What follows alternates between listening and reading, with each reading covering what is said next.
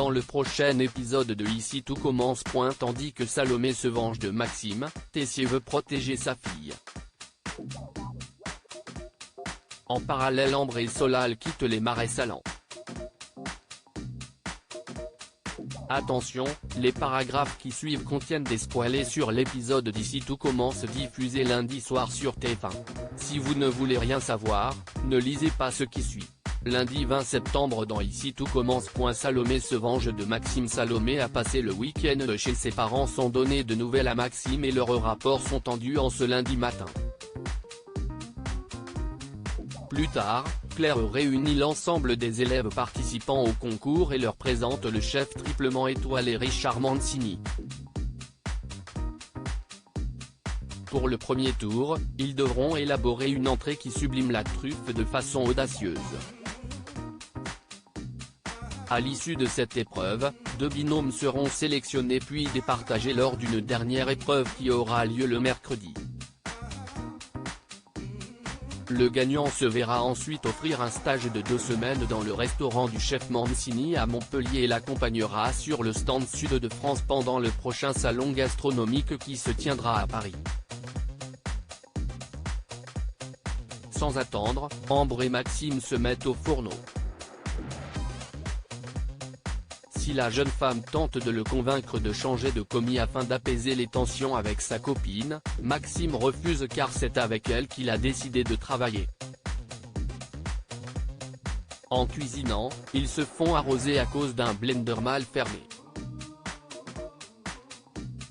Comme ils sont sales de la tête aux pieds, le fils Delcourt invite sa partenaire à prendre sa douche dans sa chambre.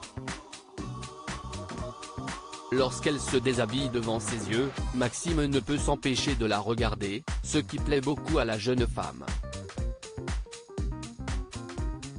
Tandis qu'Ambre termine de se sécher, Kelly débarque dans la chambre de Maxime. Ambre a beau lui explique ce qu'il s'est réellement passé, Kelly retrouve sa tante en cuisine et lui rapporte ce qu'elle a vu. Furieuse, Salomé se confie à Anaïs. Certaine que Maxime l'a trompée, elle a bien l'intention de se venger en frappant fort et là où ça fait mal. Pour ce faire, Salomé rejoint Maxime en cuisine. Après lui avoir présenté ses excuses pour son comportement de ces derniers jours puis, elle lui conseille de rehausser le goût de sa recette avec du tandoori, une épice qui ne se marie absolument pas avec la truffe et qu'exècre le chef Mancini. Emmanuel veut protéger sa fille pour faire un pas vers Charlène. Emmanuel a mis en place une alternance entre Théo et Louis à la tête du double A. De son côté, Constance fait promettre à Emmanuel et Théo de faire des efforts sincères pour pardonner le jeune homme. Une fois seul, Tessier assure à son fils qu'ils n'auront pas à attendre bien longtemps avant que Louis ne se saborde lui-même.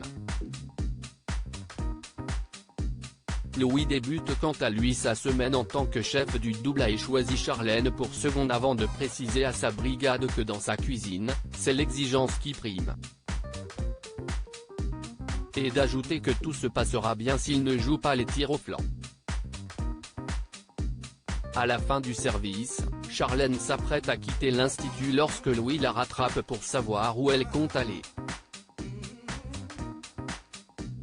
Agacée, elle rétorque qu'elle n'a aucun compte à lui rendre. Alors que le ton monte, Charlène met fin à la conversation pour vaquer à ses occupations.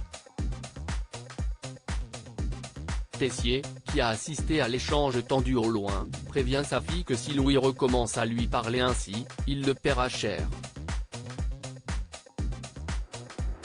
Capable de gérer seule la situation, elle le somme de se mêler de ses affaires. De retour chez lui, Emmanuel raconte à Théo la dispute entre Charlène et Louis. Particulièrement inquiet, il en revient à son plan initial, à savoir détruire Louis. D'ailleurs, il a déjà une petite idée de comment lui régler son compte tout en restant sous les radars. Ambre et Solal quittent les marais salants. Célia et Solal rentrent d'une balade romantique aux marais salants. En voyant les tourtereaux s'embrasser, Diego voit rouge et accuse le jeune homme de tromper sa copine. Célia tente bien de lui expliquer la situation mais Diego a bien du mal à comprendre le concept du polyamour. Comme il se fait beaucoup de soucis pour elle, il lance que cette histoire va droit dans le mur. Célia rassure alors son grand-père mais indique qu'elle n'a pas l'intention de rompre avant de promettre de prendre soin d'elle. Malheureusement, il refuse d'être le complice d'une telle histoire et demande à sa petite fille de les mettre à la porte de chez lui sur le champ. Célia donne donc rendez-vous à Ambre et Solal pour leur faire part de la situation. L'appartement de l'un de ses amis s'étant libéré, la fille Xac parvient à le leur faire louer. Quelques heures plus tard, Ambre et Solal emménagent dans leur nouvelle demeure. Quand Solal lui propose d'emménager avec eux, Célia répond qu'elle n'est pas encore suffisamment à l'aise dans cette histoire pour vivre avec eux. Malgré tout, elle certifie qu'ils continueront à se voir tous les jours.